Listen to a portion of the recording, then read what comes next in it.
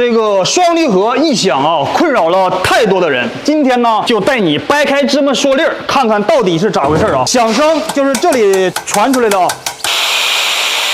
里边的弹簧啊，该碎的碎，该短的短了啊。这是新的啊，根本转不动啊！啥？把新的割开看看，满足你们。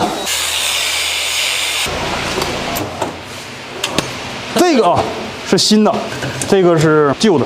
它新的里边还有这个润滑油是吧？黄油。响声的原因啊，是它这个弹簧啊变短了，间隙变大了。明明是一个圆弹簧，硬呼啦给干成扁弹簧了。这变速箱不是进水了吗？对了，切记双离合的车啊，路过涉水路面不要马上熄火，让变速箱双介质飞轮和离合器里边的水啊蒸发掉，尤其是长时间停靠的车辆啊，要不然会生锈，生锈会缩短使用寿命。是不是换个飞轮就行了？那个离合器不用换呢？你吃窝头逛酒吧，该省省该花花，你说呢？动动手指转发给更多的车友，点赞加关注，修车不迷路。